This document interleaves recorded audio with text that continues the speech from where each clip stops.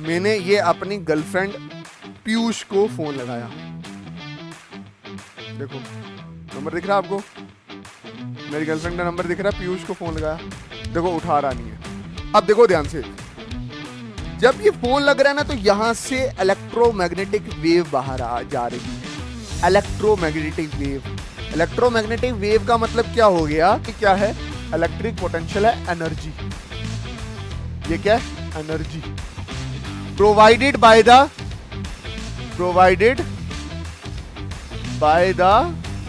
Battery. इसको provide कौन करता है, बैटरी प्रोवाइड करती है। किसको देती है, इलेक्ट्रॉन को देती है, और इलेक्ट्रॉन नेगेटिव टर्मिनल से बल्ब से होते हुए पॉजिटिव टर्मिनल पे जाता है। Electric potential V is directly proportional to current. V is directly proportional to current, इसी को बोलते हैं ओम्स लॉ। इसको मैं दोबारा रिपीट कर रहा हूं, मैं बोल रहा हूं कि यहाँ पे फैक्ट्री लगी थी, फैक्ट्री दूध बनता था और दूध को ट्रक उठाने आता था। दूध मतलब एनर्जी, ट्रक मतलब इलेक्ट्रॉन। अब दूध अच्छा देने लग, ये जो वोल्टेज होती है ना, ये एनर्जी देती है करंट को, ठीक है। मुदस्सिर क्या दे रहा है, करंट। नजीर को एनर्जी दे रहा है, और नजीर को रोकने वाला कौन है, रेजिस्टेंस, राशि। कौन, राशि। घर का बिजली का बिल, इसी सीयू यूनिट में आता है। आपका आ गया जी 80 सीयू यूनिट, कमर्शियल यूनिट। तो आपका 1 यूनिट के 2 रुपए, तो 80 यूनिट के आपका घर का बिल कितना होगा, 160 रुपए का। 100 बरातरी। जय हिंद। और लास्ट में क्या, बॉयफ्रेंड गर्लफ्रेंड नहीं बनाने हैं। हेलो एवरीवन, रुखसाना, फरजाना, बशीर अहमद, मुर्तजा, मुबशिर अहमद, रोहन, पीयूष, रुद्राक्ष, सरदीप सिंह, कैसे हो सब लोग, सब बढ़िया। सर आज शेर नहीं सुनाओगे, सुनाऊंगा। जो लोग मुझसे नफरत करते हैं शौक से करो, वाह वाह सर। जो लोग मुझसे नफरत करते हैं शौक से करो, वाह वाह सर। मैं भी हर शख्स को अपने इश्क के काबिल या मोहब्बत के काबिल नहीं समझता। Very good sir. सर आज क्या लाए हो, आज मैं वन शॉट थर्ड लाया हूं करंट इलेक्ट्रिसिटी का, और इससे पहले मैं आपको 2 वन शॉट दे चुका हूं, वो आपने पहले कंप्लीट करना है और फिर इस वन शॉट पे आना है। जो लाइट वाला है वो थोड़ा बड़ा है, क्योंकि उसमें मैंने न्यूमेरिकल्स भी डिस्कस किए हैं और बहुत अच्छे से डिस्कस किए हैं। वही न्यूमेरिकल डिस्कस किए हैं जो आपके बोर्ड्स पॉइंट ऑफ व्यू से इंपॉर्टेंट हैं। हमारा टारगेट क्या है कि साइंस में से 80 में से 80 नंबर लाने हैं, और अभी हम फिजिक्स का थर्ड वन शॉट पढ़ रहे हैं, और आज की मैं फोर्थ वन शॉट भी डाल दूंगा।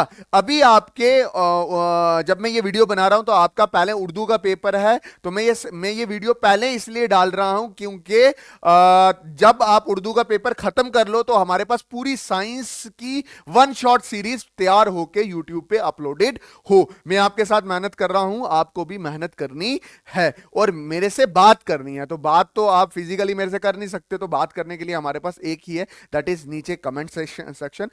आपने जैसे भी बात करनी है आप प्लीज कमेंट करें, अपनी सजेशन रखें, मेरे लिए वो कमेंट्स बहुत ज्यादा मायने रखती हैं।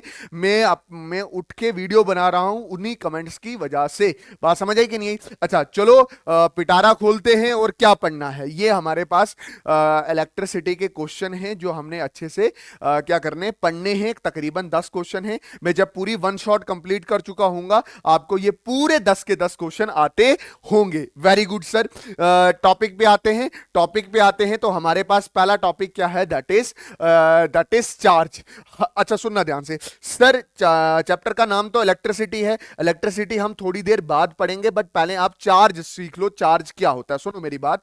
अगर आप दुनिया की चीजों को कंसीडर करते हो, दुनिया की थिंग्स को कंसीडर करते हो, तो कुछ चीज दिखती है जिसको बोलते हैं मास, और कुछ चीज नहीं दिखती जिसको आप क्या बोलते हो, चार्ज। इस चैप्टर में सारी चीजें रिलेटेड किसकी हैं, चार्ज के रिलेटेड हैं इस चैप्टर में सारी चीजें। तो मतलब इस चैप्टर में चीजें दिखेंगी नहीं, फील करनी पड़ेंगी, दिखेंगी नहीं फील करनी पड़ेंगी। देखो चार्ज है, ये चार्ज दिखता नहीं है।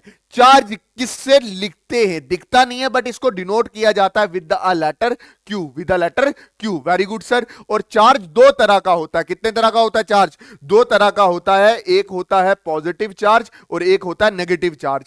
सेम चार्ज रिपेल करते हैं एक दूसरे से और डिफरेंट चार्ज अट्रैक्ट करते हैं एक दूसरे को। मतलब पॉजिटिव पॉजिटिव को नफरत करेगा, एक दूसरे को देखेगा तो क्या करेगा? गुस्सा करेगा। नेगेटिव नेगेटिव एक दूसरे को देखेंगे तो क्या करेंगे? गुस्सा करेंगे।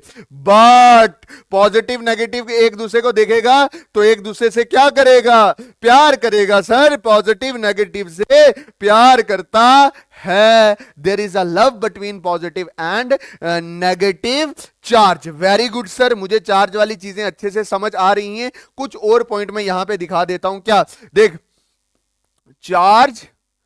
charge comes due to loss or gain of electron।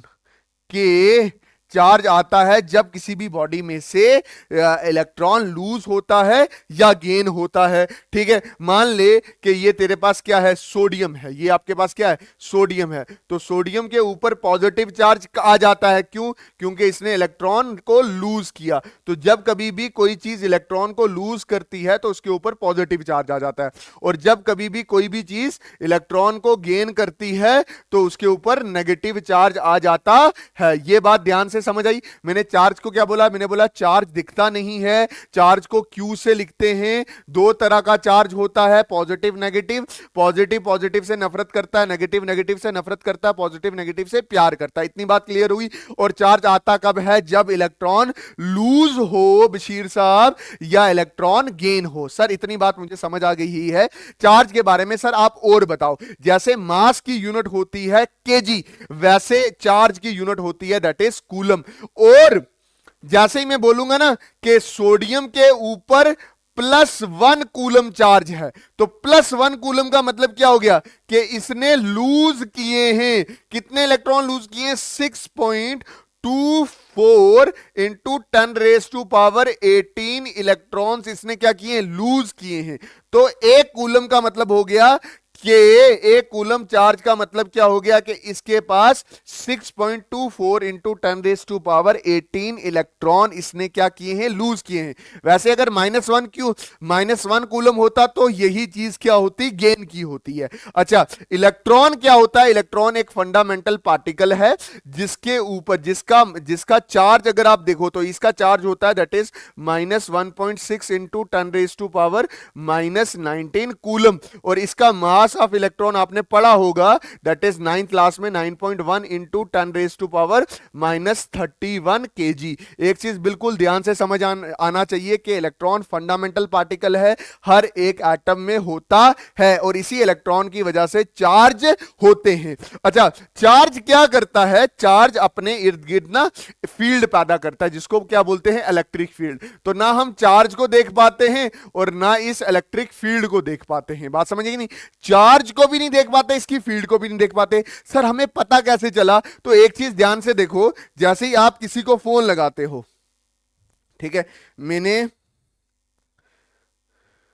मैंने ये अपनी गर्लफ्रेंड पीयूष को फोन लगाया। देखो नंबर दिख रहा है आपको? मेरी गर्लफ्रेंड का नंबर दिख रहा है। पीयूष को फोन लगाया, देखो उठा रहा नहीं है। अब देखो ध्यान से, जब ये फोन लग रहा है ना तो यहां से इलेक्ट्रोमैग्नेटिक वेव बाहर जा रही है। Electromagnetic wave. इलेक्ट्रोमैग्नेटिक वेव का मतलब क्या हो गया? कि यार इससे इलेक्ट्रिक फील्ड और मैग्नेटिक फील्ड निकल रही है। दिख रही है ना? ये निकल रही है ना, क्योंकि यहां पे कोई ना कोई इलेक्ट्रिक चार्जेस हैं। ये फील्ड जाती है टावर के पास। फिर टावर से कहां जाएगी? मेरी गर्लफ्रेंड किसके पास? पीयूष के पास। बात समझ कि नहीं? ये फील्ड यहां से टावर, टावर से उधर। क्या चार्ज दिखा? ना। क्या चार्ज की फील्ड दिखी? ना। ना चार्ज दिखता है ना चार्ज की फील्ड नजर होती आती है। बट ये होती है, इसी की वजह से मेरी आवाज ट्रांसफर हो रही है यहां से उसकी फोन में, और उसकी आवाज ट्रांसफर हो रही है वहां से इस वाले फोन में। पहले टावर के पास जाती है, फिर इस वाले फोन पे आती है। सर इतनी बात हमें चमक गई है, बहुत अच्छे, इतनी ही चमकनी चाहिए थी आपको। तंत्र में इतना ही आना चाहिए कि जैसे मास होता है वैसे चार्ज वाली चीजें भी होती हैं। वेरी गुड सर, बहुत अच्छा पढ़ा लेते हो आप बशीर साहब, मैं बहुत अच्छा पढ़ा लेता हूं। तो अब थोड़ा सोच को बढ़ाओ। जैसे ये किताब का कोई मास होता है, तो इसमें से अगर इलेक्ट्रॉन निकाल दोगे तो इसके ऊपर पॉजिटिव चार्ज आ जाएगा, इसको इलेक्ट्रॉन दे दोगे तो इसके ऊपर नेगेटिव चार्ज आ जाएगा। तो मतलब ऐसा नहीं है कि जो चीज आपने सुनी नहीं है वो होती नहीं है, होती है। आप खुद सोचो मोबाइल कैसे काम करता होगा। मोबाइल में चार्जेस होंगे, उसकी फील्ड होती होगी, जो फील्ड जाती होगी एक से टावर पे, फिर टावर से दूसरे मोबाइल पे। बात समझ है कि नहीं है? आप खुद सोचो, मेरी आवाज, मेरी वीडियो, मेरे फोटोज, किस तरह से ये इलेक्ट्रोमैग्नेटिक वेव ट्रांसफर करता है एक मोबाइल फोन से दूसरे मोबाइल फोन में। ये सोचने वाली बात है, ये बेस है एक्चुअली। अभी अभी ये करंट इलेक्ट्रिसिटी थोड़ा बेस है। अच्छा इतनी बात समझ आ गई। अच्छा सबसे छोटा चार्ज इलेक्ट्रॉन के ऊपर ही होता है, ठीक है, दैट इज -1.6 इंटू 10⁻⁻19 कूलम। अब मेरी बात सुनो, इसके बाद आता है इलेक्ट्रिक करंट। इलेक्ट्रिक करंट क्या होता है? The rate of flow of charge is called current. इसको डिनोट करते हैं आई के साथ, rate of flow of charge. मतलब रेट का मतलब होता है I is equal to Q upon T. आराम से समझना, रेट मतलब टाइम से डिवाइड करना। चार्ज को टाइम से डिवाइड करोगे तो ये क्या आ जाएगा? करंट आ जाएगा। क्या मतलब? चार्ज कितनी तेजी से दौड़ता है उसको इलेक्ट्रिक करंट कहते हैं। इलेक्ट्रिक करंट कहते हैं मूवमेंट ऑफ इलेक्ट्रॉन्स। ये जो मूवमेंट ऑफ इलेक्ट्रॉन है यही क्या करते हैं? करंट बनाते हैं। यही क्या करते हैं? करंट बनाते हैं। बहुत अच्छे से मैं समझाऊंगा आपको, अच्छे से समझाऊंगा। सुनो मेरी बात, इधर देखो, सुनो, समझना। मान लो कि मेरे घर में एक ही बल्ब है, मैं गरीब हूं, एक ही बल्ब है। ये मतलब बल्ब, उसमें से कितनी कुंडियां निकलती हैं? दो निकलती है ना। ये दो कुंडियां निकली, ठीक है। इसको आपने कहां जाके जोड़ दिया? ये आगे जाके, मतलब मेरे घर से बाहर, और जो मेरे घर के बाहर दो कुंडियां थी उधर मैंने ये दो कुंडियां डाल दी। बात समझे कि नहीं है? ये मेरे पास क्या है? बल्ब। मेरे घर में एक ही बल्ब है, उससे दो कुंडियां निकली, और ये दो कुंडियां, एक बड़ा डंडा पॉजिटिव टर्मिनल और एक छोटी डंडी दैट इज नेगेटिव टर्मिनल, इसको मैंने बाहर अपने घर के जो दो दो वायर्स आ रही थी उसके साथ टांग दी। अब हुआ क्या कि इस नेगेटिव टर्मिनल, ये जो है ना, ये इसको बोला गया बैटरी। इसको क्या बोला गया? BATTERY, battery. बात समझे कि नहीं है? अच्छा यहां पे बैटरी, मेरे घर की दो वायर हैं बाहर। अगर मैं इसको घर के अंदर ही परफॉर्म कर रहा होता तो यहां पे मैं सेल लगा देता। बैटरी का क्या? सेल। ये वाला सेल नहीं होता, ये वाला सेल। कौन से वाला सेल? ये वाला सेल लगा देता। बात समझे कि नहीं है? बट अभी मैं बड़े लेवल पे काम कर रहा हूं कि मेरे घर में एक ही बल्ब है, दो वायर्स बाहर, बैटरी, वो जो दो वायर्स हैं वो बैटरी का काम कर रहे हैं। बैटरी के कितने टर्मिनल्स? दो टर्मिनल, एक बड़ा डंडा, एक छोटी डंडी, बशीर साहब, ठीक। अच्छा ये बैटरी क्या होती है? ये बैटरी होती है सोर्स ऑफ एनर्जी। ये क्या होती है? Source of energy. में पूरा कंसेप्ट आपको करंट का समझा देता हूं इधर। सोर्स ऑफ एनर्जी या सोर्स ऑफ पोटेंशियल डिफरेंस, या पोटेंशियल डिफरेंस का क्या होता है? सोर्स होता है। पोटेंशियल डिफरेंस का क्या होता है? सोर्स होता है। ये याद रख लेना। ये इलेक्ट्रिकल एनर्जी देती है कौन? ये बैटरी देती है। अच्छा इस बैटरी को की इलेक्ट्रिकल एनर्जी कौन उठाता है? दैट इज इलेक्ट्रॉन उठाते हैं, ठीक है। इलेक्ट्रॉन यहां इससे, बैटरी से एनर्जी लेते हैं, यहां जाते हैं, फिर यहां जाते हैं। समझ आई कि नहीं? है कितनी एनर्जी ली इन्होंने? इन्होंने तकरीबन 100 जूल की एनर्जी ली, 100 जूल की एनर्जी ली, फिर 100 जूल की एनर्जी ली, फिर 100 जूल, और फिर ये मेरा बल्ब जलने लग गया, जगमगाने लग गया, ठीक है। फिर जब इलेक्ट्रॉन यहां से ऐसे बाहर निकला, यहां से इलेक्ट्रॉन क्या निकला? बाहर निकला, तो इसके पास कितने जूल की एनर्जी थी? 0 जूल की एनर्जी थी। ये इलेक्ट्रॉन खाली हुआ और वापस बैटरी के पास गया। बैटरी ने दोबारा इसको 100 जूल की एनर्जी दी और वापस ये बल्ब के पास लेके गया। तो इलेक्ट्रॉन क्या करता है? इलेक्ट्रॉन बैटरी से एनर्जी लेता है, बल्ब को देता है, खाली होता है, वापस आता है। यहां से ये रिच होता है एनर्जी में, अमीर होता है, बल्ब को एनर्जी देने के बाद गरीब हो जाता है। फिर ऐसे आता है बैटरी के पास, अल्लाह के नाम पे मुझे और एनर्जी दे दे, मैंने बल्ब के पास लेके जाना है। तो ये जो बैटरी है ये सोर्स ऑफ एनर्जी है। ये इलेक्ट्रॉन कहां से आता है? ये जो इलेक्ट्रॉन होता है ये वायर का खुद का इलेक्ट्रॉन होता है, ये वायर के खुद का इलेक्ट्रॉन होता है। सर अब बहुत अच्छे से हमें समझ आ गया। अब मेरी बात सुनो, करंट क्या होता है? करंट ये होता है कि ये जो चार्ज मूव करता है ना, ये जो इलेक्ट्रॉन्स मूव करते हैं किसी टाइम पीरियड पे, मतलब जो करंट होता है वो क्या होता है? दैट इज ये जो चार्ज मूव करता है पर यूनिट टाइम, इसको बोला जाता है करंट। इसको क्या बोला जाता है? करंट। इसको क्या बोला जाता है? करंट। मतलब इलेक्ट्रॉन का मूव करना पर यूनिट टाइम, इसी को करंट कहते हैं। सर इतनी बात मुझे बहुत अच्छे से समझ आ गई है। अच्छा मेरी बात सुनो, देखो आपको इतनी बात समझ आ गई, source of energy battery, electron wire के खुद के होते हैं, इलेक्ट्रॉन एनर्जी लेते हैं इससे और बल्ब को देते हैं। कल को बल्ब की जगह ट्यूबलाइट हो सकती है, फैन हो सकती है, वॉशिंग मशीन हो सकती है, प्रेस हो सकती है। समझ आया कि नहीं है? इलेक्ट्रॉन की मूवमेंट क्या होगी? नेगेटिव टर्मिनल से पॉजिटिव टर्मिनल तक। बट कुछ साइंटिस्ट पहले पहले आए, उन्होंने बोला कि जो करंट है वो इधर से इधर की तरफ मूव नहीं करता, वो पॉजिटिव टर्मिनल से नेगेटिव टर्मिनल की तरफ मूव करता है। बात समझे कि नहीं? वो कन्वेंशनल करंट की बात कर रहा है। कन्वेंशनल करंट का मतलब हो गया पुराने दौर की बात कर रहा है। बट आज सब जानते हैं कि इलेक्ट्रॉन नेगेटिव टर्मिनल से पॉजिटिव टर्मिनल की तरफ मूव करता है। बट पुराने दौर में इस इलेक्ट्रॉन की मूवमेंट पॉजिटिव टर्मिनल से नेगेटिव टर्मिनल की तरफ मानी गई थी। उसकी वजह से बहुत सारे लॉज बने। जब लॉज बने तो हमने एक करंट को बोल दिया सिंपल करंट, जो इलेक्ट्रॉन की मूवमेंट की वजह से होता है, और एक होता है जो पुराना माना गया, that is conventional current. Convention current की मूवमेंट होती है पॉजिटिव टर्मिनल से नेगेटिव टर्मिनल की तरफ, और इलेक्ट्रॉन की मूवमेंट होती है नेगेटिव टर्मिनल से पॉजिटिव टर्मिनल की तरफ। यह मुझे आपको बताना था। अब सुनो मेरी बात। In an electronic circuit, the direction of electric current is taken from the positive terminal to the direction of the flow of the electron। बोल रहा है कि ये बैटरी है, बैटरी में ये जो कन्वेंशनल करंट होता है ये पॉजिटिव टर्मिनल से नेगेटिव टर्मिनल की तरफ मूव करता है, और जो इलेक्ट्रिक करंट होता है या इलेक्ट्रॉन्स का फ्लो होता है वो नेगेटिव टर्मिनल से पॉजिटिव टर्मिनल की तरफ होता है। Means if the electrons are moving in left then the current is moving in the right direction। दोनों अपोजिट डायरेक्शन में फ्लो करते हैं। मैंने बहुत अच्छे से बशीर साहब आपको बताया है कि इलेक्ट्रिक करंट क्या होता है? Flow of charges per unit time electric current है।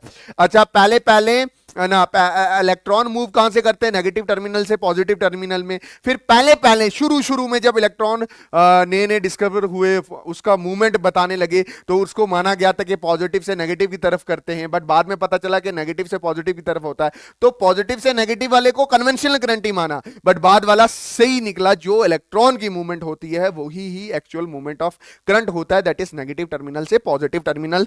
आपने दिमाग में रखना है कि इलेक्ट्रॉन मूव करते हैं नेगेटिव से पॉजिटिव की तरफ, और करंट मूव करता है पॉजिटिव से नेगेटिव तक तरफ। सर बड़ा तेज बोल रहे हो, मैं आराम से ही पढ़ाऊंगा बशीर साहब, बस आप इस वीडियो को पूरा देखना, मैं बहुत अच्छी बातें भी करने वाला हूं। सर इतनी बात समझ आ गई। देखो the unit of electric current is ampere. देखो चार्ज की यूनिट क्या होती है? कूलम, और ये होता है सेकंड, और इस पूरे को क्या बोलते हैं? एम्पियर बोलते हैं। मतलब करंट की यूनिट क्या होती है? एम्पियर होती है। करंट क्या होता है? I upon Q, where I is current, Q is the charge and T is the time. बहुत अच्छे से मैंने लिखा है। अच्छा कभी कभी ये डेफिनेशन भी आती है, 1 एम्पियर क्या होता है? 1 एम्पियर क्या होता है? 1 एम्पियर देखो ध्यान से, I is equal to Q upon T होता है।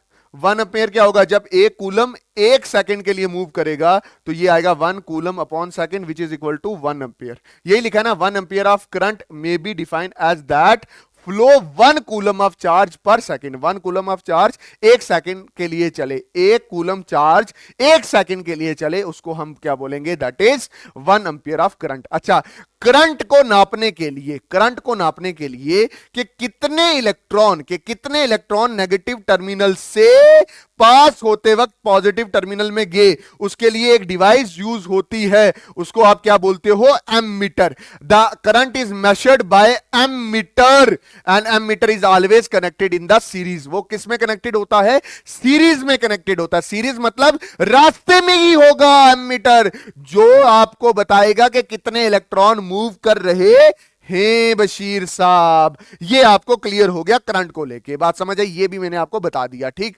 उसके बाद है इलेक्ट्रिकल सर्किट। इलेक्ट्रिकल सर्किट क्या हो गया, इलेक्ट्रिक सर्किट का एक क्लोज सर्किट है जिसमें ड्राई सेल है, जिसमें स्विच है, जिसको आप क्या बोलते हो, की है, जिसमें वायर है और एक बल्ब लगा रखा है। इलेक्ट्रिकल सर्किट क्या होता है, आराम से समझना। इलेक्ट्रिकल सर्किट क्या है, closed path of electric current is called electric circuit. If electric circuit is broken anywhere the current stop flowing, मतलब अगर यहां से कहीं तार टूट जाए तो ये क्या हो जाता है, ये चलता नहीं है। Electricity flow in the circuit from the positive terminal of the cell to the negative terminal of the cell. Electricity flow का मतलब क्या हो गया, करंट का फ्लो करना। करंट में यहां पे कौन सी, दैट इज किसकी बात कर रहा है, कन्वेंशनल करंट की बात कर रहा है। कुछ चीजें हैं जो आपने दिमाग में रखनी है, उनमें से ये चीज भी है, ठीक, समझ आया नहीं। और ये पीछे जो मैंने ड्रा किया था ये एक सीसीटी है, सीसीटी मतलब सर्किट है, क्लोज सर्किट है। What is electric potential, what is electric potential, सुनो मेरी बात। इलेक्ट्रिक पोटेंशियल बिल्कुल आसान है, मैंने आपको बताया है। इलेक्ट्रिक पोटेंशियल, इलेक्ट्रिक पोटेंशियल क्या है, इलेक्ट्रिक पोटेंशियल है एनर्जी। ये क्या है, energy provided by the battery. इसको प्रोवाइड कौन करता है, बैटरी प्रोवाइड करती है।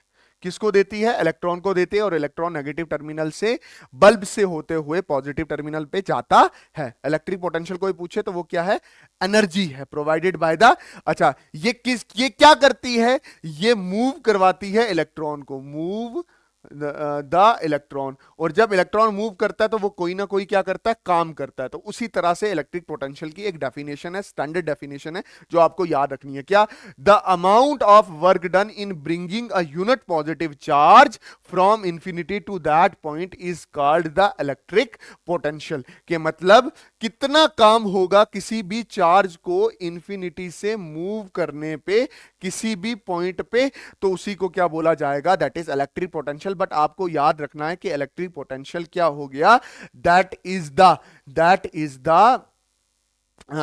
The energy. इलेक्ट्रिक पोटेंशियल एक एनर्जी है जिसकी वजह से चार्ज मूव करता है इंफिनिटी से किसी पॉइंट पे, और जब मूव करेगा तो वर्क डन होगा। तो अमाउंट ऑफ वर्क डन मतलब energy in bringing the unit positive charge from infinity to that point is called the electric potential. The unit of electric potential is voltage. इसकी unit क्या होती है, voltage होता है। Positive charge move from, जो positive charge होता है वो हायर पोटेंशियल से लोअर पोटेंशियल की तरफ मूव करता है, और where as the electrons move from the lower potential to the higher potential। इन पे MCQ बन सकते हैं, ये याद कर लेना आप, ठीक है। उसके बाद होता है पोटेंशियल डिफरेंस। पोटेंशियल डिफरेंस मतलब एक रीजन का कितना पोटेंशियल है और दूसरे रीजन का पोटेंशियल कितना है, उसको क्या बोले जाएगा, पोटेंशियल डिफरेंस। सुनना मेरी बात ध्यान से, मैं बोल रहा हूं ये 2 पॉइंट हैं, यहां का पोटेंशियल 4 है, यहां का पोटेंशियल 2 है, तो पोटेंशियल डिफरेंस कितना होगा, change in potential is equal to potential in first point minus potential in second point,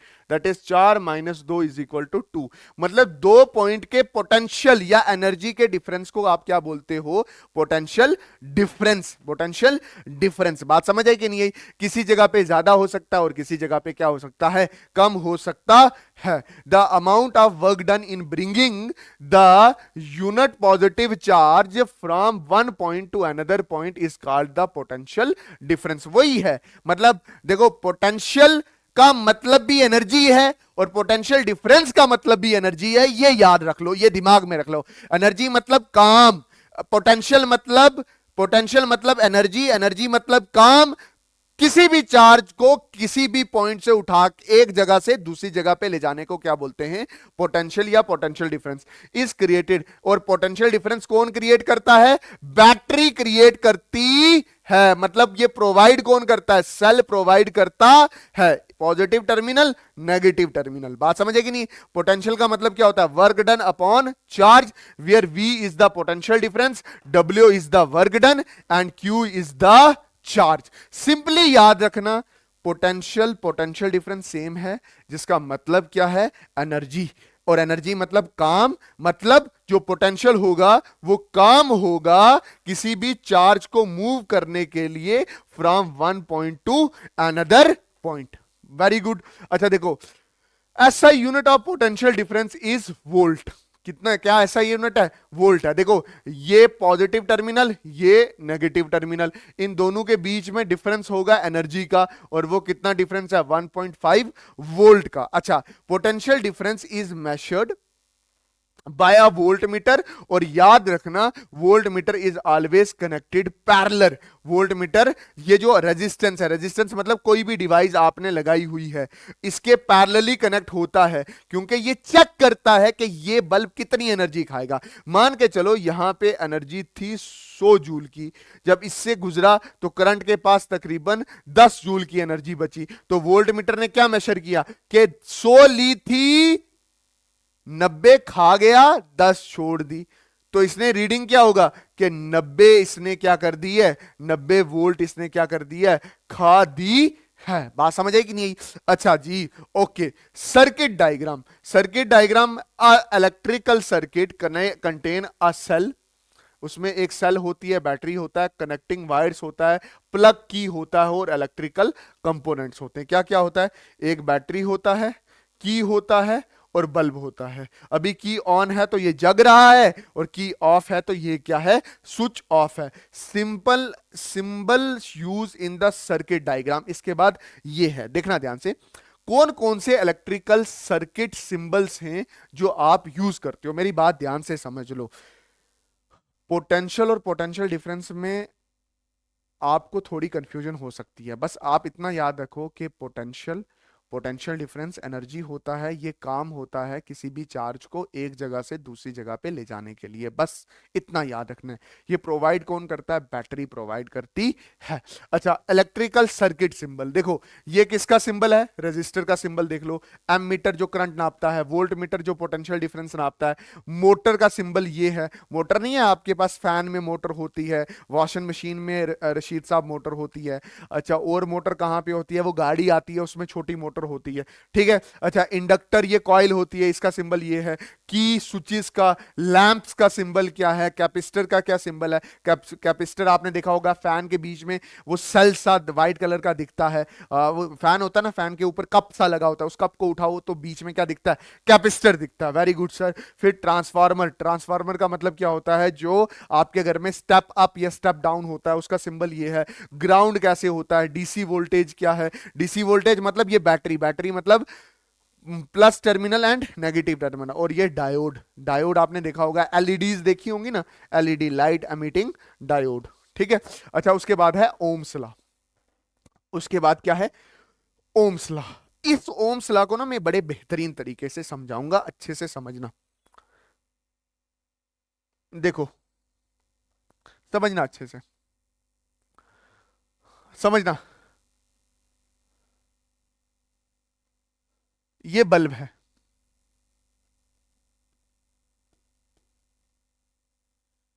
ठीक है। ये बैटरी है, ये क्या है? बैटरी। बैटरी क्या देती है? एनर्जी। क्या देती है? उस एनर्जी को आप क्या बोलते हो? वोल्टेज बोलते हो। यही बोलते हो ना, वोल्टेज।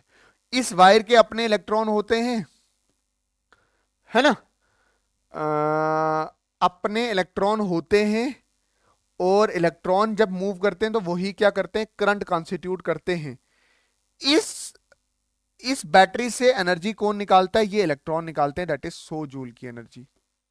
ये ऐसे 100 जूल, ये ऐसे 100 जूल, और ये बल्ब को दिए, बल्ब टिमटिमाने लग गया, और यहां से 0 जूल, 0 जूल, 0 जूल। बात समझ आई कि नहीं आई? Battery is the source of potential difference, source of energy, and electrons are the trucks on which the energy, इसके ऊपर चढ़ के डर यहां पे वापस आता है। ये यहां से अमीर होके जाता है, ये ले लेता है, और गरीब होके वापस आता है, बोलता है अल्लाह के नाम पे दे दिए। मतलब अगर मैं इसको सिंपली बताऊं, सिंपल में ऐसे बोल रहा हूं कि ये एक फैक्ट्री है जो दूध बनाती है, जो क्या बनाती है, दूध बनाती है। और इलेक्ट्रॉन्स क्या हैं, ट्रक्स हैं, जो क्या हैं, इलेक्ट्रॉन्स क्या हैं, ट्रक्स हैं, जो इस दूध को भरते हैं, यहां से लेते हैं हन, और इसको यहां पे डिलीवर करते हैं, और फिर वापस आते हैं दोबारा दूध लेने के लिए, मतलब एनर्जी लेने के लिए। बात समझ आई कि नहीं, इतनी बात क्लियर होगी। देख, अगर यहां पे दूध ज्यादा हो, यहां पे दूध, दूध का मतलब क्या हो गया, एनर्जी। अगर एनर्जी ज्यादा हो, क्या ज्यादा इलेक्ट्रॉन आएंगे ना लेने के लिए। बात समझे कि नहीं। मान के चल 10 लीटर के लिए एक ट्रक आता था, 20 लीटर के लिए 2 ट्रक आएंगे, 30 लीटर के लिए 3 ट्रक आएंगे, 50 लीटर के लिए 5, और 100 लीटर के लिए 10 ट्रक आएंगे। मतलब जैसे जैसे दूध की प्रोडक्शन बढ़ेगी, वैसे वैसे इलेक्ट्रॉन उस दूध को लेने के लिए, ट्रक उस दूध को लेने के लिए ज्यादा आएंगे। बात समझ आई कि नहीं। इससे पता क्या चला कि V is directly proportional to current. V is directly proportional to current, इसी को बोलते हैं ओम्स लॉ। इसको मैं दोबारा रिपीट कर रहा हूं। मैं बोल रहा हूं कि यहां पे फैक्ट्री लगी थी, फैक्ट्री दूध बनता था, और दूध को ट्रक उठाने आता था। दूध मतलब एनर्जी, ट्रक मतलब इलेक्ट्रॉन। अब दूध अच्छा देने लगे तो दूध की प्रोडक्शन, डिमांड बढ़ गई। जब दूध की प्रोडक्शन बन रही तो 10 लीटर के लिए एक ट्रक आता था, फिर हमने और भैंसे लाई, और भैंसे लाई, तो और दूध आने लगा। जब दूध बढ़ा तो उसके मुताबिक ट्रक भी बढ़े, और ट्रक का मतलब क्या हो गया, करंट, मूव करने वाला करंट। तो इधर पता क्या चला कि potential difference is directly proportional to current. Sir ये तो इलेक्ट्रॉन है, और यार वही तो करंट है, वही तो अभी का करंट है। वो जो पॉजिटिव से नेगेटिव वाला करंट है वो कन्वेंशनल करंट है, तो ये वाला जो है ये एक्चुअल वाला करंट है। सर इतनी बात क्लियर होगी। कल को दूध बढ़ेगा तो ट्रक बढ़ेंगे, बट इसका उल्टा हो नहीं हो सकता कि किसी भी एरिया में ट्रक बढ़ने पे दूध बढ़ जाए। बात समझ आई कि नहीं। एक चीज और मैं क्लियर करूंगा, मेरी बात सुनना। बैटरीज एनर्जी देते हैं, दूध देते हैं, दूध इलेक्ट्रॉन पे चढ़ता है, डर, दूध यहां डिलीवर होता है, कन्वर्ट होता है लाइट एनर्जी में, और फिर इलेक्ट्रॉन खाली ट्रक वापस आता है। क्या ये बल्ब इलेक्ट्रॉन खाता है? No sir. क्या ये बल्ब एनर्जी खाता है? Yes sir. ये आपको बताना था कि इलेक्ट्रॉनिक डिवाइस इलेक्ट्रॉन नहीं खाती, क्या खाती हैं? एनर्जी खाती हैं, जो बैटरी प्रोवाइड करता है। चलो ठीक है, V इज इक्वल टू, एक यहां पे प्रोपोर्शनलिटी साइन घटेगा तो क्या आएगा, R into I. What is R? What is R? R is the resistance, जिसपे मैं कुछ देर के बाद बात करूंगा। होप आपको ओम्स लॉ क्लियर हो गया होगा। ओम्स लॉ क्या कहता है? ओम्स लॉ क्या कहता है? The current passing through the circuit is directly proportional to the potential difference. क्या? कि V is directly proportional to I। जितना ज्यादा दूध होगा उतना ट्रक्स आएंगे उसको लेने के लिए। एक सिंबल आएगा, प्रोपोर्शनलिटी साइन हटेगा तो यहां पे कांस्टेंट आएगा, that is R। Here R is constant for a given conductor and is called resistance. जैसे जैसे I बढ़ेगा वैसे वैसे, जैसे जैसे V बढ़ेगा वैसे वैसे I बढ़ेगा। बात समझ आई कि नहीं आई? इधर देखना ध्यान से, इधर आराम से समझना। देखो, इसको एक्सपेरिमेंटल वेरिफिकेशन बोलते हैं। ये V, ये I। V की वैल्यू 1, I 1, V की वैल्यू 2, इसकी वैल्यू 2, इसकी वैल्यू 3, और इसकी वैल्यू 3। जैसे जैसे V बढ़ रहा है वैसे वैसे I बढ़ रहा है, ठीक है ना। समझ आई? इसको फिर प्लॉट करेंगे ग्राफ में तो एक स्ट्रेट लाइन आती है। इतना मैथ्स तो आप जानते ही होंगे, ठीक। अच्छा, Ohm's law is valid. Ohm's law कब वैलिड है? Is valid only when temperature is constant. ये दिमाग में रख लेना, only when the temperature is constant. If temperature changes, resistance also changes, जिसकी वजह से ओम्स लॉ भी चेंज हो जाता है। जिसकी वजह से ओम्स लॉ भी क्या हो जाता है? चेंज हो जाता है। अच्छा देखो, न्यूमेरिकल्स कैसे आएंगे, आराम से समझना। न्यूमेरिकल्स कैसे आएंगे? देखो, V पूछा होगा, I और R दिया होगा, तो V is equal to I R. ठीक है। अगर सुनना, इसको v is equal to I R तो आपको पहले आता था।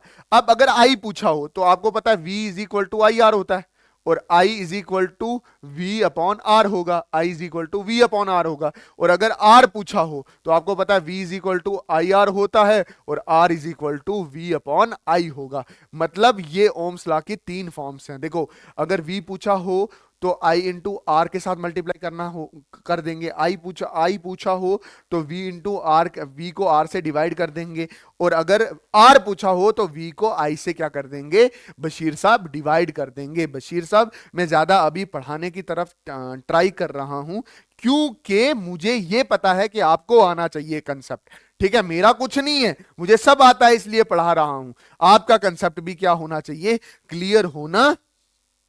अब देखो, अच्छा, जिस बच्चे को ये वाली डायग्राम क्लियर होगी ना, उसको करंट, पोटेंशियल डिफरेंस और रेजिस्टेंस के बीच में क्लियरेंस आ गई। देखो ध्यान से, ये जो वोल्टेज होती है ना, ये एनर्जी देती है करंट को। ठीक है, मुदस्सिर क्या दे रहा है, करंट। नजीर को एनर्जी दे रहा है, और नजीर को रोकने वाला कौन है, रेजिस्टेंस, राशिद। कौन, राशिद। तो पोटेंशियल डिफरेंस करंट को एनर्जी देता है, और रेजिस्टेंस उस करंट को रोकता है। बात समझ आई कि नहीं आई? इसलिए आप देखते नहीं हो ओम्स लॉ में V is equal to I R, V energy देता है करंट को, और V upon R is equal to I. जिसका रेजिस्टेंस ज्यादा, उसका करंट क्या होता है, कम होता है। तो प्लीज आप इस डायग्राम को दिमाग में रखोगे जब आप ओम्स लॉ पढ़ रहे होगे। अच्छा, व्हाट इज रेजिस्टेंस? रेजिस्टेंस मैं आपको बता चुका हूं। Resistance something that oppose the flow of current, that is called the resistance. कोई ऐसी चीज जो करंट को रोकती है, उसको मूव करने नहीं देती, उसको बोलते हैं रेजिस्टेंस। हर डिवाइस का अपना अपना रेजिस्टेंस होता है। अगर आप कहीं भी किसी भी मदरबोर्ड में ये रंग बरंगे ये चीजें देखते हो तो ये रेजिस्टर्स हैं। ये एक्चुअली में कलर्ड कार्बन रेजिस्टर्ड हैं। अगर आप देखो V is equal to I R होता है ना, और R is equal to V upon I. ये एक रेजिस्टेंस का फॉर्मूला है जो यहां पे लिखा है। The SI unit of resistance is ohm. Ohm is the unit of resistance. The electrical appliances which are used to oppose the current is called resistors. मतलब वो चीजें जो करंट के रोकने में काम आती हैं बशीर साहब, उसको आप रेजिस्टर्स कहते हो। वेरिएबल रेजिस्टेंस, मतलब वेरिएबल रेजिस्टेंस क्या होता है, जिसको आप बोलते हो rheostat, is the component used to increase और decrease the current without changing the voltage. मतलब रियोस्टेट एक ऐसी इलेक्ट्रॉनिक डिवाइस होती है जो रेजिस्टेंस को बढ़ा या कम कर सकती है। अगर रेजिस्टेंस को कम किया तो करंट को बढ़ा सकती है, और अगर रेजिस्टेंस को बढ़ा दिया तो करंट को कम कर सकती है। अच्छा सुनो मेरी बात, फैक्टर अफेक्टिंग द रेजिस्टेंस। ऐसे कौन कौन से फैक्टर हैं जो रेजिस्टेंस को अफेक्ट करते हैं? देखो ध्यान से, ऐसा माना जाता है कि resistance is directly proportional to length. जितनी तार लंबी होगी उतना रेजिस्टेंस ज्यादा होगा। छोटी तार, छोटा रास्ता तय करना है तो रेजिस्टेंस कम है। लंबी तार, लंबा रास्ता तय करना है तो रेजिस्टेंस ज्यादा। अच्छा, ऐसा माना जाता है कि resistance are inversely proportional to area. जो जो जो जो वायर मोटी होती है उसमें रेजिस्टेंस कम होता है, और जो वायर पतली होती है उसमें रेजिस्टेंस क्या होता है, जो वायर मोटी होती है, मतलब ये है ना एरिया, जिसका एरिया ज्यादा होता है उसका रेजिस्टेंस क्या होता है, कम होता है, और जिसका एरिया कम होता है उसका रेजिस्टेंस क्या होता है, ज्यादा होता है। बात समझे कि नहीं? देखो, तार लंबी, ज्यादा एरिया तय करना है, ज्यादा लेंथ चलनी है तो करंट को ज्यादा दिक्कत आने वाली है चलने में। ठीक है, रेजिस्टेंस ज्यादा है। तार मोटी तो जगह ज्यादा है इलेक्ट्रॉन्स को मूव करने के लिए, तो रेजिस्टेंस क्या हो गया, कम। तार पतली तो जगह कम है इलेक्ट्रॉन को मूव करने के लिए, तो रेजिस्टेंस क्या हो गया, ज्यादा हो गया। ये कम, और नेचर ऑफ मटेरियल पे भी डिपेंड करता है। वो वाली तारें यूज की जाती हैं जिसमें रेजिस्टेंस कम हो, कम रेजिस्टेंस कौन ऑफर करता है? जैसे आपके जो घर के बाहर जो दो तारे हैं वो सिल्वर की बनी होती हैं, silver has the lowest resistance among all the elements, ठीक है।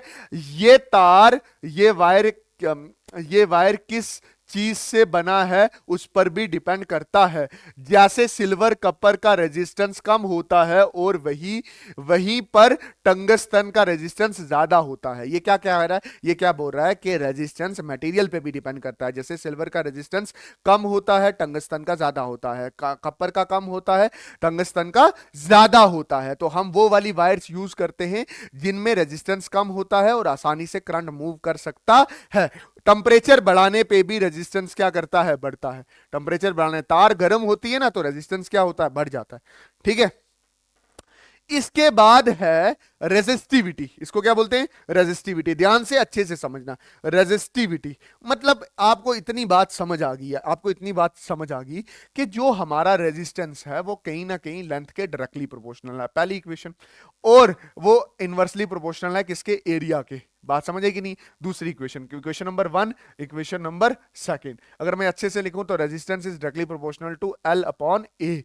जब ये डायरेक्टली प्रोपोर्शनल हटेगा बशीर साहब, यहां पे क्या आएगा?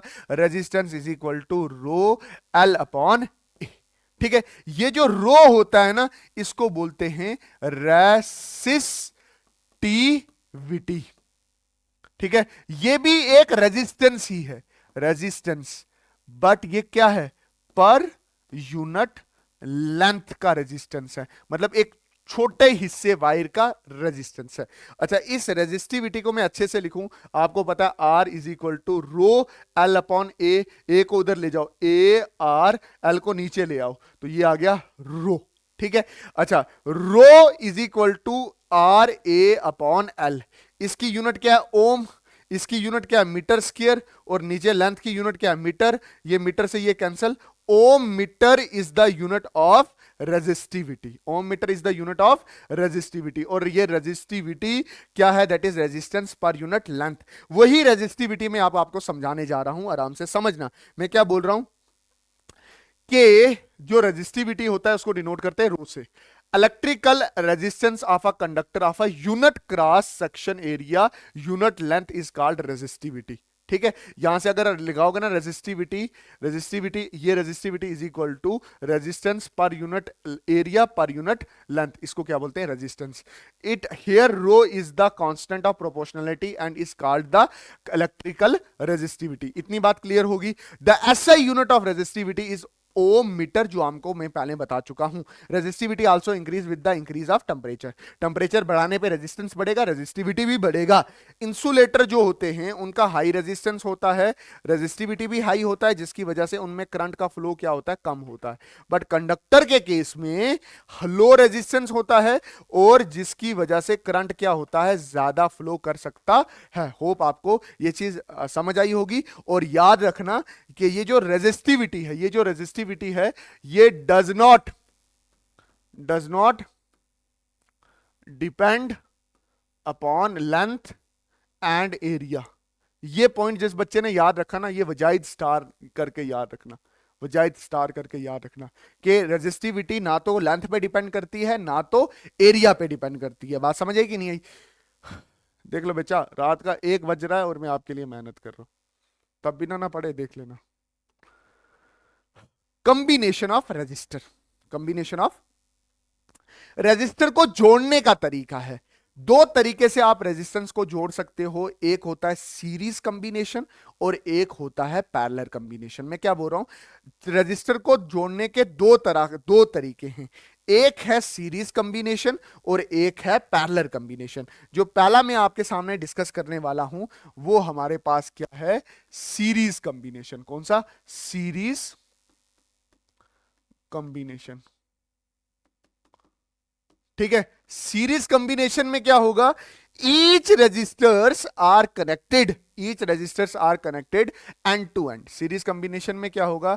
हर एक resistor end to end connected होगा। जैसे R1 है ना, R1 सीधा सीधा R2 के साथ कनेक्टेड होगा, सीधा सीधा किसके साथ कनेक्टेड होगा? R3 3 के साथ कनेक्टेड होगा।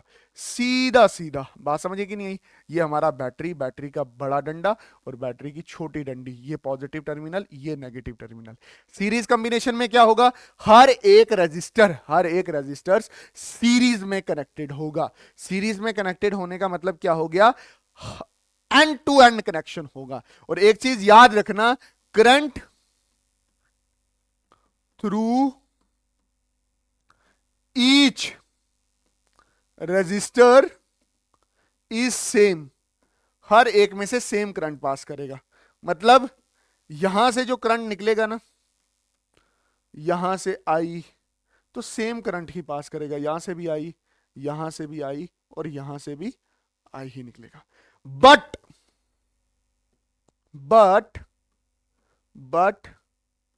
Potential difference change. मतलब क्या पता ये वाला V1 एनर्जी खाए, पता है किसी का? एसी लगा है, ठीक है, ये यहां पे एसी लगा हुआ है, क्या पता ये वाला V2 एनर्जी खाए और ये वाला V3 एनर्जी खाए, और टोटल ये कितनी एनर्जी दे रहा है यहां से? V। समझ आया कि नहीं है? आपको पता है कि बैटरी एनर्जी देता है, ये V1 खाएगा, ये V2 खाएगा, ये V3 खाएगा। अगर बराबर लगे होते तो बराबर बराबर एनर्जी खाते। अब R1 R2 R3 ये रेजिस्टेंस है। रेजिस्टेंस हर कोई इलेक्ट्रिकल अप्लायंसेस क्या करता है? रेजिस्टेंस अप्लाई करता है। बात समझे कि नहीं है? मान लो यहां पे बड़ा बल्ब लगता है, छोटा बल्ब लगा है, छोटा बल्ब लगा है। समझ आया कि नहीं आया? समझो ना, सीरीज में आपने खुद बोला कि ये रेजिस्टेंस अलग है, ये रेजिस्टेंस अलग है, ये रेजिस्टेंस, तो ये जो एनर्जी खाएगा ये अलग खाएगा, ये अलग खाएगा, ये अलग खाएगा। यहां से टोटल दूध कितना आ रहा है? V। ये कितना दूध रख लेगा? V1। ये कितना रख लेगा? V2। और ये कितना रख लेगा? V3। जो बचेगा वापस आ जाएगा ना। तो यहां पे गेम किसकी है? यहां पे पोटेंशियल की। V is equal to V1 plus V2 plus V3। Ohm's law के जरिए हमें क्या पता? ओम्स लॉ हमें यह बोलता है कि V is equal to IR होता है। यही होता है ना, V क्या है? IR। V1 कितना होगा? IR1 प्लस V2 कितना होगा? IR2 प्लस V3 कितना होगा? IR3। यहां से IR, यहां से I को कर ले कॉमन, I को किया कॉमन, अंदर क्या बच गया? R1 plus R2 plus R3।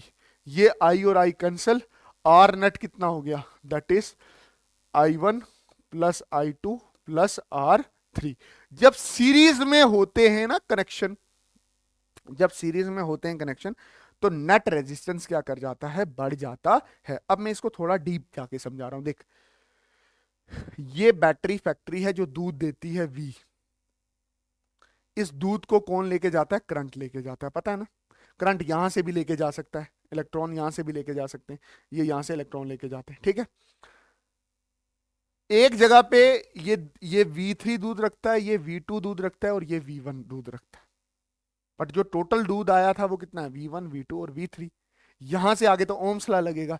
V is equal to IR होता है, V1 is equal to I into R1 होता है ना। V2 is equal to I into R2 होता है, बोरिंग नहीं होना चाहिए बशीर। और V3 is equal to I into R3 होता है ना। रिप्लेस किया, I को कॉमन किया, कैंसिल किया, नेट रेजिस्टेंस बढ़ जाता है। किसके केस में? सीरीज के केस में। एक और कॉम्बिनेशन होता है जिसको आप बोलते हो क्या? जिसको आप क्या बोलते हो? दूसरा कॉम्बिनेशन क्या है? That is parallel combination. Parallel combination में क्या होगा?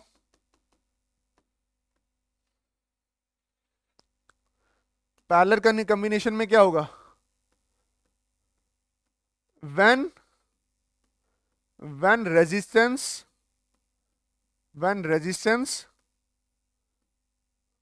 Are connected parallelly. जब रेजिस्टेंस कैसे कनेक्टेड है? पैरेलली है। वही पोटेंशियल डिफरेंस कितना दे दिया मैंने? V दे दिया। यहां से करंट आया I, ये रेजिस्टेंस R1 था, ये R2 था, ये R3 था। अब तीनों पैरेलली लगे हैं, तीनों में क्या चीज सेम रहेगी? पोटेंशियल डिफरेंस सेम रहेगा। यहां पे क्या चेंज सेम रहेगा? Potential difference is same. क्या चीज अलग हो जाएगी? ये I जाएगा तो यहां से जाएगा I1, यहां से जाएगा I2 और यहां से जाएगा I3।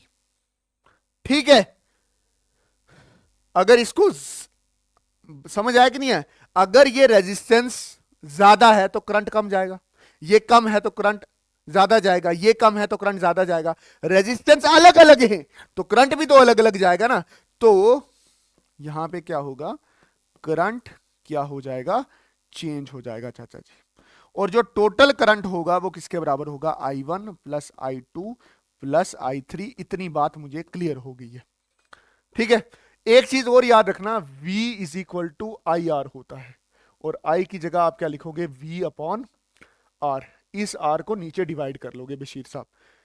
I1 को कैसे लिखोगे, V अपॉन R1, क्योंकि पोटेंशियल सेम होने वाला है। I2 को कैसे लिखोगे, V अपॉन R3। और I3 को कैसे लिखोगे, that is V upon R3। I2 को V अपॉन R2। समझ आ गया। अब ये वाली इक्वेशन को थोड़ा मॉडिफाई करते, I की जगह क्या लिखते हैं, ऐसे एक बार लिख लेते, I is equal to I1 plus I2 plus I3। I की जगह क्या लिखेंगे बशीर, V अपॉन R, कहीं और नहीं सोचना। I1 की जगह क्या लिखोगे, V upon R1। Imran, V upon R2। और I3 की जगह क्या लिखोगे, V अपॉन R3। सब्स्टिट्यूट करनी है ये वैल्यू, I1 I2 I3 की जगह। कॉमन क्या आ जाएगा, V कॉमन आ जाएगा, V upon R is equal to, V common आ गया 1 upon R1 plus 1 upon R2 plus 1 upon R3। ये V और V क्या हो जाएगा, cancel. 1 upon R is equal to 1 upon R1 plus 1 upon R2। जब पैरेलली होता है ना तो रेजिस्टेंस क्या हो जाता है, कम हो जाता है।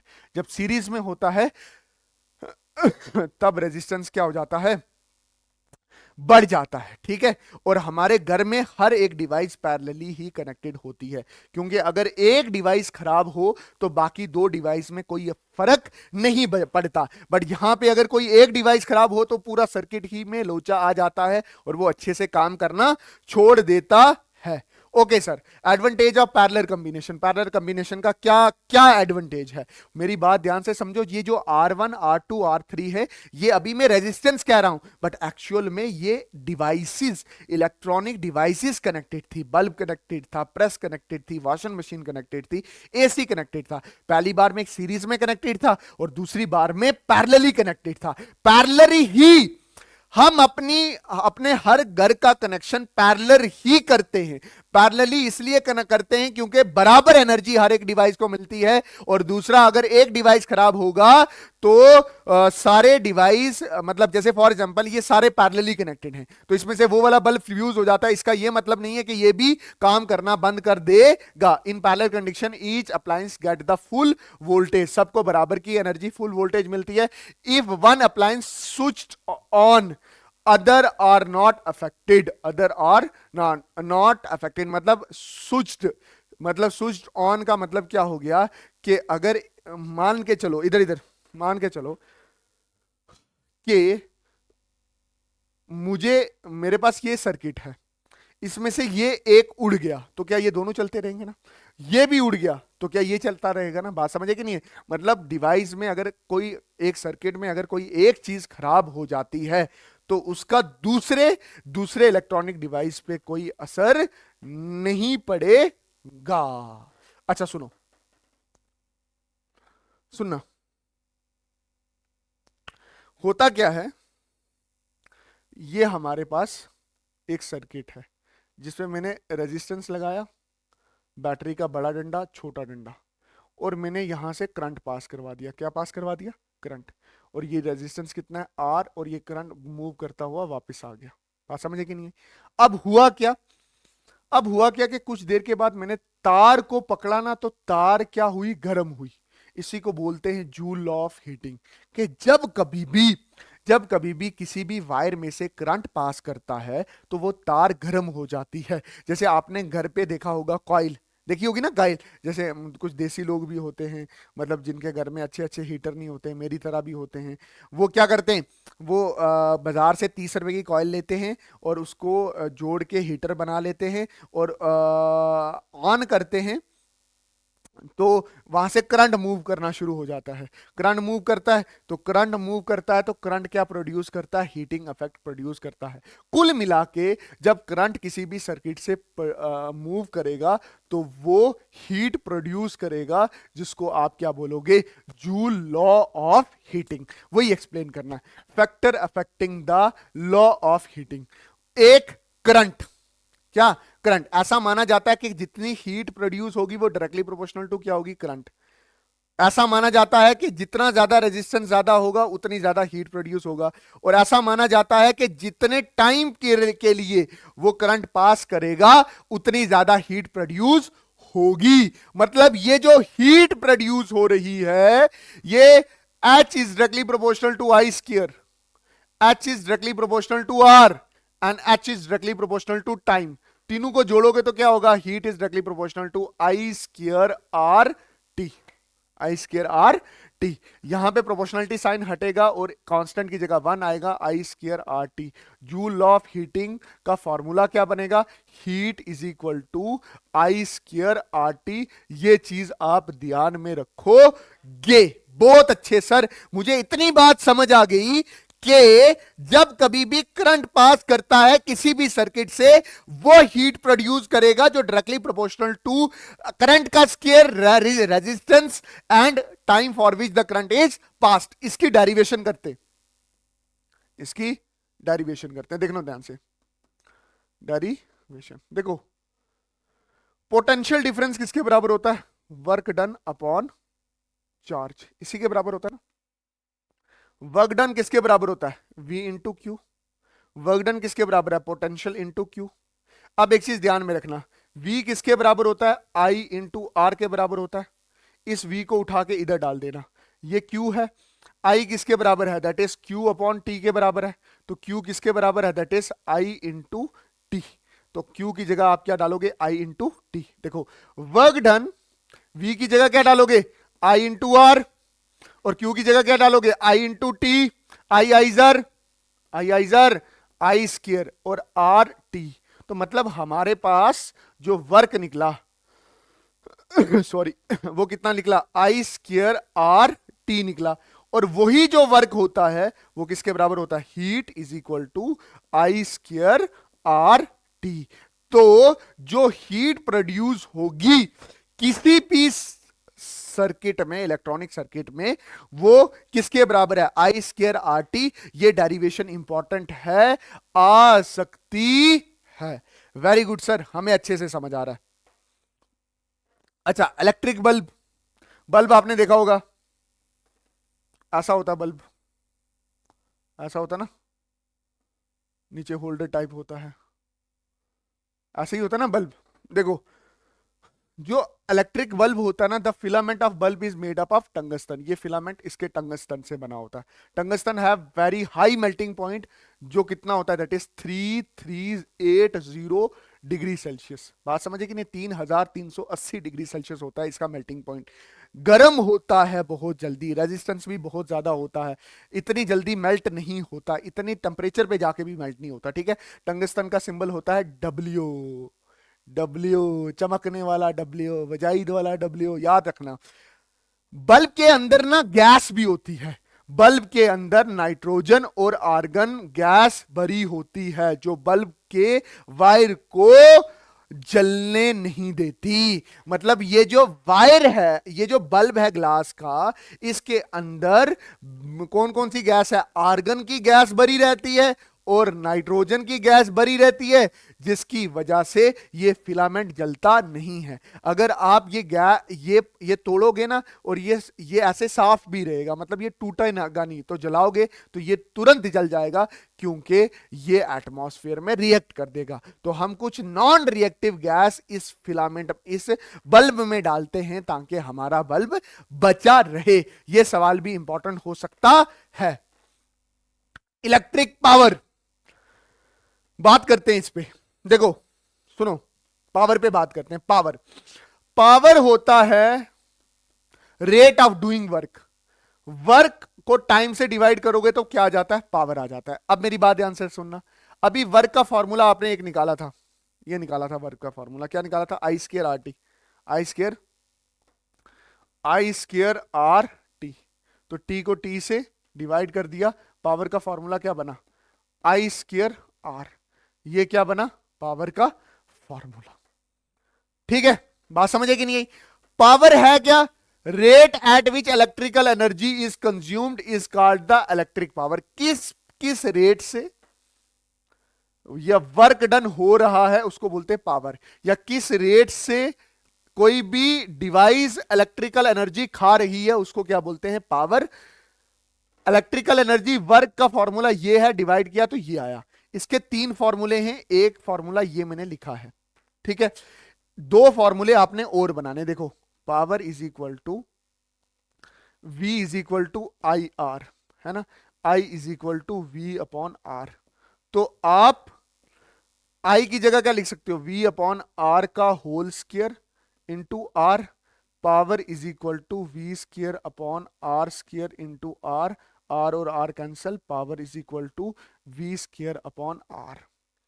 पावर का दूसरा फॉर्मूला ये है, पावर का पहला फॉर्मूला ये है, पावर का चाचा जी दूसरा फॉर्मूला ये है। बशीर साहब पावर का दूसरा फॉर्मूला क्या है, that is V square upon R. पहला फॉर्मूला कौन सा, ये वाला, और दूसरा ये है।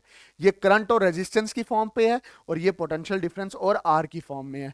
जब करंट और रेजिस्टेंस दिया होगा तो पावर पूछा होगा तो ये वाला फॉर्मूला लगाना है, जब पोटेंशियल और रेजिस्टेंस दिया होगा तो पावर पूछा होगा तो ये वाला फॉर्मूला लगाना है।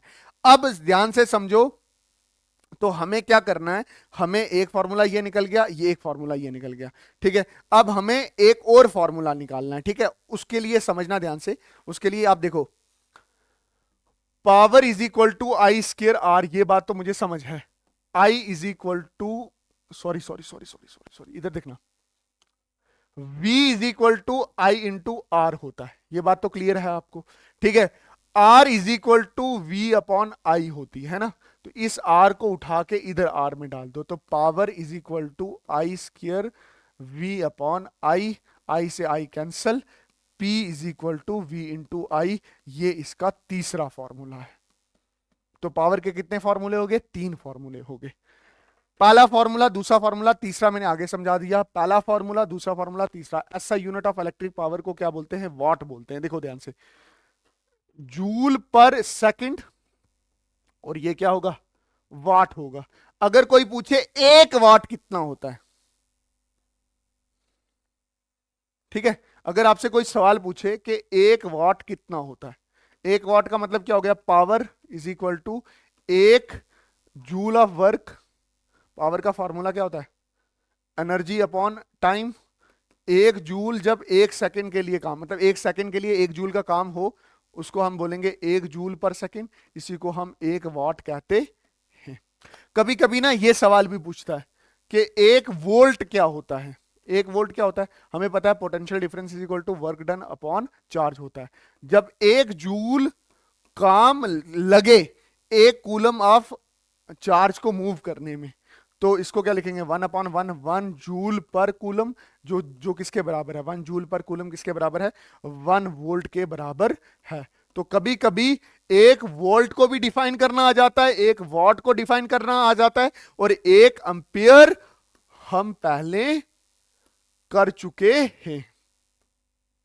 ठीक है सर, इतनी बात समझ आई।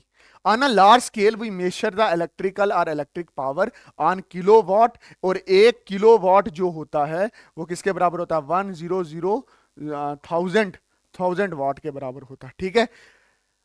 Energy is counted in P into T, so that the unit we use to measure the energy consumption is kilowatt hour. पता है क्या कहने की कोशिश कर रहा है, बोल रहा है पावर होता है एनर्जी अपॉन टाइम, तो energy is equal to power into time. जो एनर्जी कंज्यूम होती है वो पावर इंटू टाइम से निकाली जाती है। पावर का फॉर्मूला क्या होता है, पावर का इधर देखना, energy is equal to P into T होगी।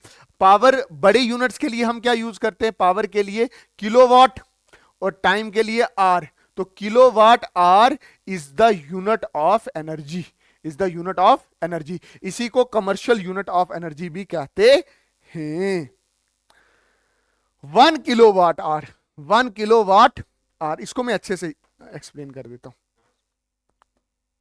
देखो बशीर साहब, 1 किलोवाट आर, ठीक है, जिसको कोई डाउट होगा वो कमेंट करेगा अच्छे से, मैं उसको अच्छे से समझाऊंगा। मेरा नंबर आप सबके पास है, कोई भी पर्सनल डाउट हो पेपर के रिलेटेड, कुछ किसी चीज़ में भी रिलेटेड, आप मुझे कांटेक्ट कर सकते हो। मैं चाहता हूं कि मैं वीडियो को शॉर्ट में बनाऊं, ठीक है, ताकि आप अच्छे से उसको देख सको। बट कुछ टॉपिक हैं जिनको समझाना पड़ता है, ठीक है, तो उसको समझाने के लिए मुझे टाइम चाहिए। लिटरली आप 1 घंटे का टॉपिक 10 मिनट में खत्म नहीं कर सकते। इस चीज को समझो ना। 1 किलोवाट आवर ये किसकी यूनिट है? ये कमर्शियल, ये क्या है? कमर्शियल यूनिट ऑफ एनर्जी है, ठीक है। 1 किलोवाट क्या होता है? 1 किलो, 1 किलो, किलो का मतलब होता है 1000, लिख दिया 1000। वाट को आपने वैसे लिखा। और घंटे में कितने सेकंड होते? 3600 होते, ठीक है। 3600 लिख दिया ऐसे, फिर आपने 1000 लिखा, और फिर वाट इंटू सेकेंड लिखा, वाट इंटू सेकेंड। वाट मतलब पावर, और ये टाइम। ये किसके बराबर होता है? Power into time. Power into time होता है एनर्जी, और एनर्जी की यूनिट क्या होती है? जूल।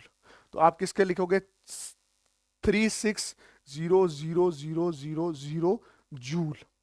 बात समझे कि नहीं? मतलब 1 किलोवाट आवर, 1 किलोवाट आवर, या जिसको आप 1 CU बोलते हो, वो इतने बड़े नंबर के बराबर है, 36 लाख के बराबर है, ठीक है। इसको मैं अच्छे से लिखूं तो ये डेसिमल पॉइंट में यहां से उठा के 1 2 3 4 5 6, 3.6 इंटू 10 रेज टू पावर किस तरफ चले हो? लेफ्ट तरफ चले, तो पावर कितनी होगी? 6 जूल। अच्छा, जब आपके घर में इतनी एनर्जी खपत होती है ना, तो आपका बिल आता है RS 2 रुपये। कितना आता है? 1 CU यूनिट के लिए। 1 CU का मतलब हो गया 1 किलोवाट आवर के लिए, या 3.6 into 10 raise to power 6 joule के लिए कितने रुपये आते हैं? 2 रुपये आते हैं। तो अगर आपका, मान लो, मान के चलो, इधर इधर, आपके घर का बिजली का बिल, बिजली का बिल इसी इसी CU यूनिट में आता है। आपका आ गया जी 80 CU यूनिट, कमर्शियल यूनिट। तो आपका 1 यूनिट के 2 रुपए, तो 80 यूनिट के आपका घर का बिल कितना होगा? 160 रुपए का, 160 रुपए का। बात समझे कि नहीं है? अच्छा, अगर आपने 100 यूनिट्स यूज की, कमर्शियल यूनिट यूज की, तो आपका बिल कितना आ जाएगा? 200 रुपए। कुछ कुछ यूज ही नहीं करते, 2 कमर्शियल यूनिट, तो बिल कितना आएगा? 4 रुपये आएगा। 50 कमर्शियल यूनिट यूज की तो बिल कितना आएगा? दैट इज 100 रुपये। समझ आया कि नहीं है? होप आपको ना ये लेक्चर बहुत अच्छे से समझ आया होगा। Thank you so much. यहां पे हमारा करंट इलेक्ट्रिसिटी का 1 शॉट होता है कंप्लीट, और मैं आपके लिए नेक्स्ट 1 शॉट आज ही डाल दूंगा। That is 1 shot on chapter number 4, last chapter है फिजिक्स का, magnetic effect of current. Hope आपको ये वाला चैप्टर बहुत अच्छे से समझ आया होगा। इस चैप्टर की PDF फाइल कहां मिलेगी? डिस्क्रिप्शन में मिलेगी, टेलीग्राम चैनल पे मिलेगी। और थैंक यू सो मच कि आप मुझे इतना सारा प्यार दे रहे हो, मेरी चीजों को समझ रहे हो, मेरी कही हुई बात आपको समझ आ रही है। मिलते हैं किसी और वीडियो में, किसी और क्या मतलब नेक्स्ट वीडियो में मिल जाऊंगा, that is magnetic effect of current में। और अच्छा, अच्छे से पढ़ना। मैं भी दुआ करता हूं कि आपके लिए आपके बहुत बहुत अच्छे नंबर आएंगे। रिजल्ट वाले दिन मुझे पक्का मैसेज करना। Thank you so much. अल्लाह हाफिज, अल्लाह रखा, शुभ रात्रि, जय हिंद। और लास्ट में क्या? बॉयफ्रेंड गर्लफ्रेंड नहीं बनाने हैं।